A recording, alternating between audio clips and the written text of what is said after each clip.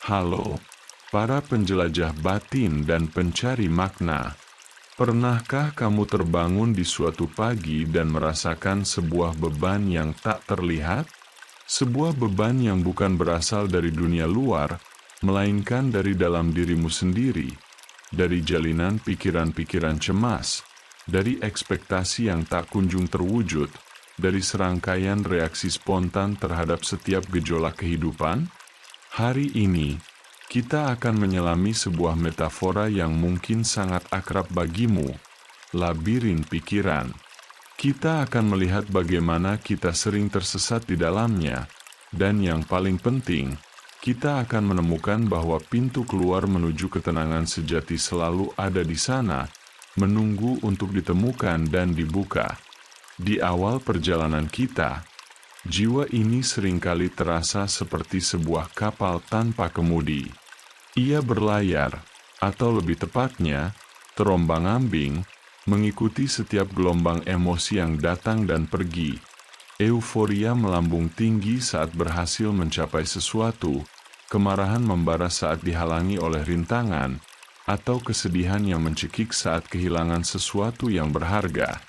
Kita sibuk mengejar apa yang kita yakini sebagai kebahagiaan di luar diri kita, dalam tumpukan harta benda, dalam pengakuan dan pujian dari orang lain, dalam janji-janji masa depan yang tampak gemilang namun tak pasti.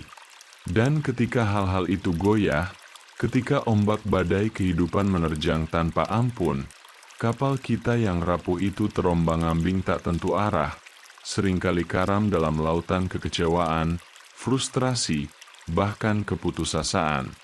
Kita seringkali merasa dunia ini begitu tidak adil.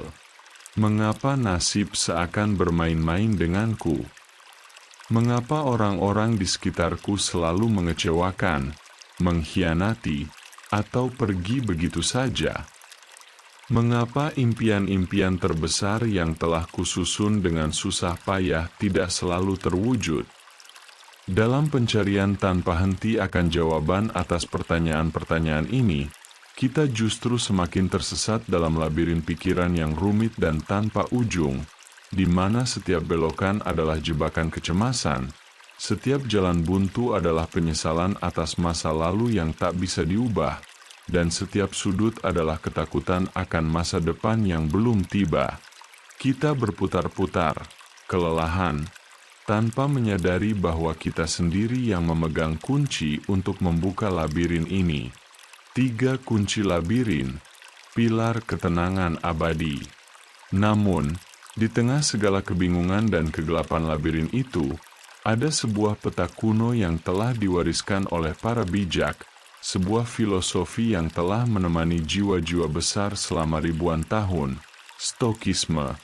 Ini bukan tentang menekan emosi hingga mati rasa, atau menjadi sosok yang dingin seperti batu. Sama sekali bukan.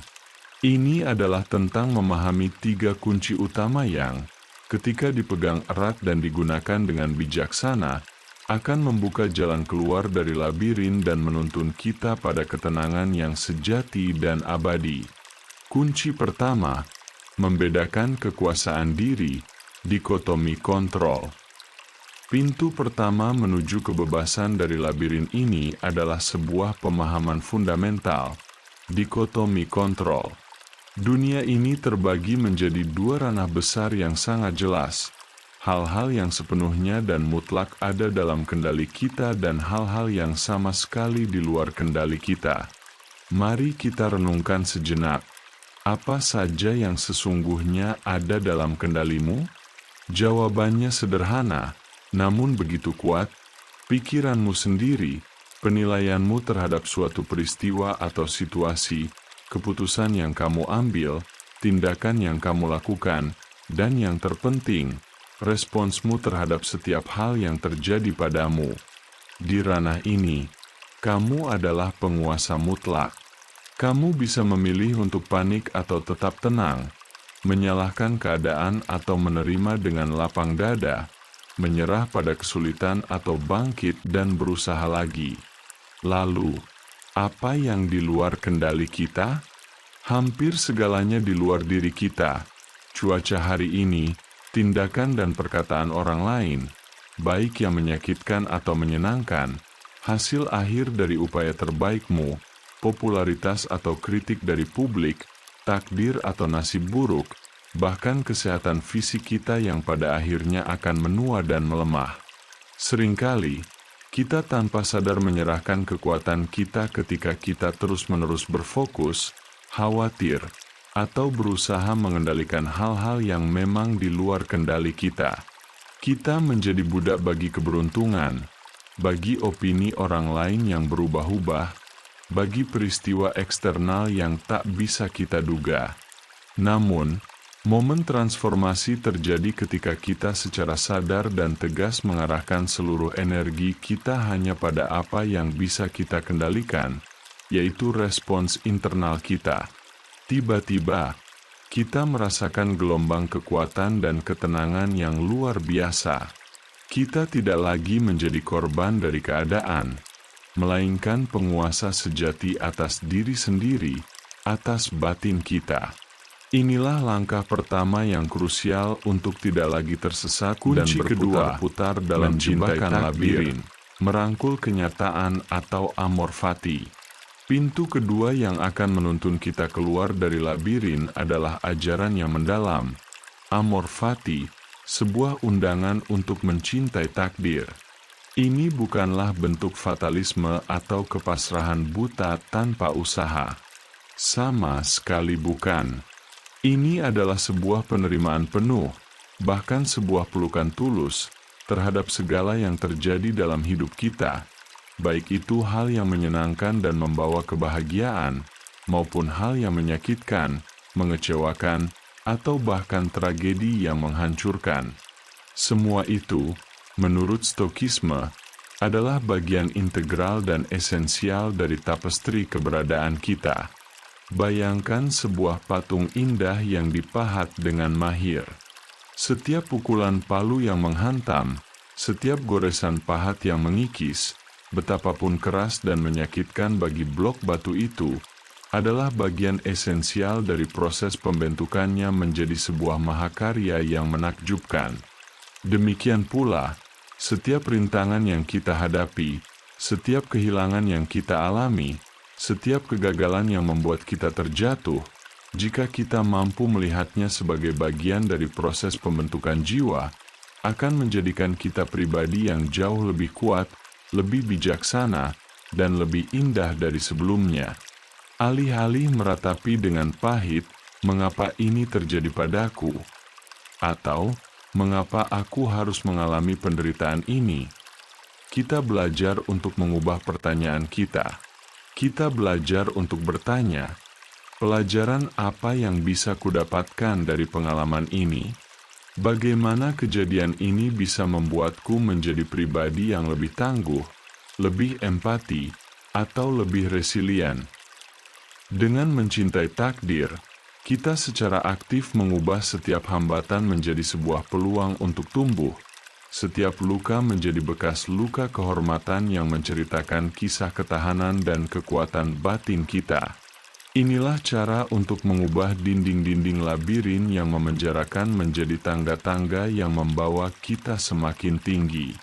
Kunci ketiga, kebajikan sebagai satu-satunya kebaikan sejati. Pintu terakhir, dan bisa dibilang yang paling fundamental dari semuanya, adalah pemahaman mendalam bahwa kebajikan adalah satu-satunya kebaikan sejati. Para filsuf Stoik dengan tegas mengajarkan bahwa hal-hal eksternal seperti kekayaan melimpah, ketenaran yang mendunia, pujian dari kerumunan, bahkan kesehatan fisik yang prima, adalah hal-hal yang disukai, bukan kebaikan absolut. Mereka adalah hal-hal yang bisa datang dan pergi, bisa didapatkan atau hilang kapan saja, di luar kendali penuh kita. Kebaikan sejati, satu-satunya yang tak bisa diambil dari kita, yang selalu menjadi milik kita seutuhnya, terletak pada karakter kita sendiri. Ini adalah kualitas jiwa kita yang tak terpengaruh oleh kondisi eksternal. 1. Kebijaksanaan. Kemampuan untuk bernalar dengan jernih, membuat keputusan yang benar, dan memahami apa yang baik dan buruk dalam segala situasi. 2. Keberanian. Tidak hanya berani menghadapi bahaya fisik, tetapi juga berani menghadapi ketakutan internal, kesulitan, dan melakukan hal yang benar meskipun sulit. 3. Keadilan. Berlaku adil, jujur, dan bermartabat kepada semua orang, tanpa memandang status atau latar belakang. Ini juga berarti berlaku adil kepada diri sendiri. 4. Kesederhanaan penguasaan diri. Mengendalikan keinginan dan nafsu kita, tidak membiarkan diri terbawa arus emosi yang merusak atau godaan materi. Ketika kita menjadikan pengembangan dan praktik kebajikan-kebajikan ini sebagai tujuan utama dan prioritas tertinggi dalam hidup kita secara perlahan namun pasti membangun sebuah benteng internal yang tak tergoyahkan. Kita tidak lagi bergantung pada dunia luar, pada kondisi eksternal, atau pada pengakuan orang lain untuk menemukan kebahagiaan atau rasa aman. Jika kekayaan materi kita hilang, kita masih memiliki keberanian untuk bangkit. Jika kesehatan memburuk, kita masih memiliki kebijaksanaan untuk menerima dan beradaptasi. Jika reputasi kita tercoreng oleh fitnah, kita masih memiliki integritas dan keadilan dalam hati.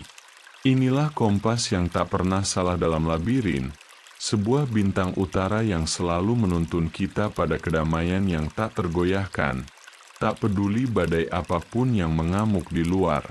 Keluar dari labirin, sebuah perjalanan seumur hidup. Perjalanan keluar dari labirin pikiran ini bukanlah sebuah peristiwa tunggal yang instan, melainkan sebuah latihan seumur hidup, sebuah disiplin harian. Setiap hari, kita akan dihadapkan pada pilihan. Apakah akan tersesat lagi dalam pusaran kekhawatiran yang tak berujung dan berusaha mengendalikan hal-hal yang memang di luar kendali? Ataukah akan memegang erat kunci-kunci kebijaksanaan stokisme ini dan menggunakannya untuk menavigasi setiap tantangan?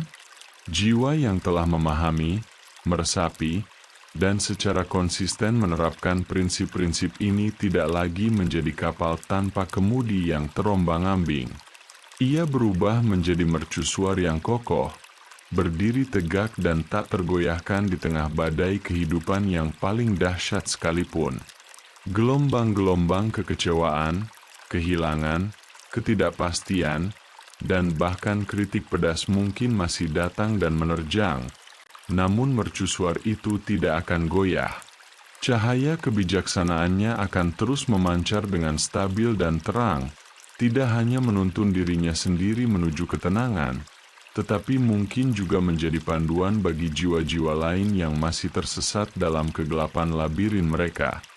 Kita akan menemukan bahwa kebahagiaan sejati bukanlah tentang memiliki segalanya sesuai keinginan kita, atau tentang menghindari semua penderitaan. Kebahagiaan sejati adalah tentang menguasai diri kita sendiri, tentang menerima realitas hidup apa adanya dengan lapang dada, dan yang terpenting, tentang menemukan kedamaian yang mendalam dalam pikiran kita, terlepas dari badai apapun yang mengamuk di luar sana. Jadi, para penjelajah batin, kunci mana yang akan kamu pilih untuk mulai kamu pegang dan gunakan hari ini untuk menavigasi labirin pikiranmu? Apakah kamu siap untuk tidak lagi menjadi budak emosi dan keadaan eksternal, dan menjadi penguasa sejati atas dirimu sendiri? Bagikan renungan dan pelajaran yang kamu dapatkan di kolom komentar di bawah. Mari kita bersama-sama membangun mercusuar kebijaksanaan dalam diri kita. Jika kisah ini resonan dengan jiwamu dan memberikan inspirasi, jangan lupa untuk like, subscribe, dan bagikan video ini kepada mereka yang mungkin juga sedang mencari jalan keluar dari labirin mereka. Sampai jumpa di perjalanan dan perenungan berikutnya.